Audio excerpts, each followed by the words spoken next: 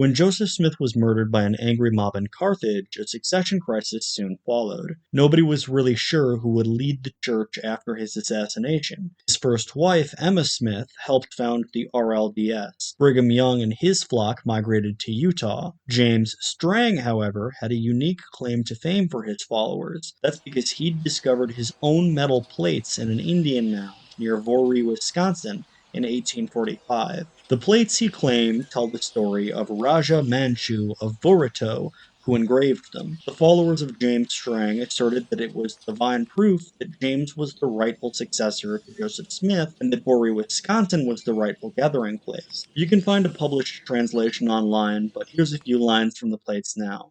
My people are no more, the mighty are fallen, and the young slain in battle, their bones bleached on the plain. They sleep with the mighty dead, and they rest with their fathers. They've fallen in transgression, and will not. The elect and faithful there shall dwell. Forerunner men shall kill, but a mighty prophet there shall dwell. Record my words, and bury it at the hill of promise.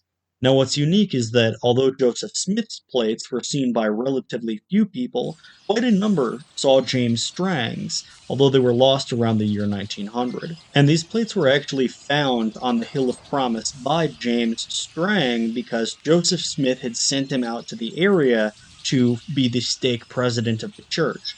Basically, Joseph Smith had requested that James Strang go and scout out for a place that Mormons would flee to if they were ever finally kicked out of Nauvoo, Illinois.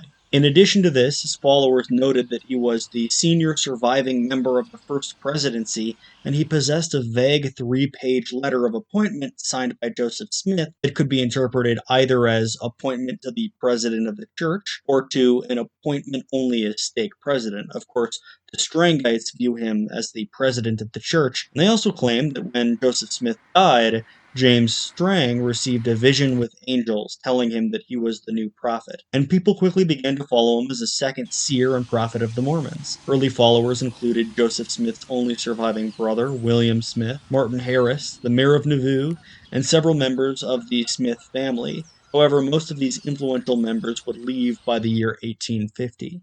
Strang had about 12,000 followers when Brigham Young had 50,000, and that is when he decided to make his own kingdom. Because of the high price of land in Voorhee, his followers moved to Beaver Island in Lake Michigan and openly coronated him as a spiritual monarch of the new kingdom. Contrary to popular belief, Strang never claimed to be the king of any geographical area, but only the king of his church. However, detractors loved calling him the King of Beaver Island. A new holy book was added in 1851. The Book of the Law of the Lord was brought out by King Strang, who claimed it was a translation of the plates of Laban. Tensions arose as the Strangites held a grip on the surrounding shipping economy, and followers began to debate what his authority truly was. In 1856, 2 followers ambushed him on a pier and shot him in the back of the head. He died 3 weeks later. One day before his death, vigilantes invaded the island and forced all his followers away on hastily pirated boats. This to me kind of implies that the killing was partially planned out by local anti-Mormon crowds. Most of the members joined the RLDS or Brigham Young, but Wingfield Watson, who worked under Strang, kept the church alive until his death in 1922. Nowadays, while the LDS Church boasts 16.8 million followers, the Strangite Church, as of 2009, boasts only 130.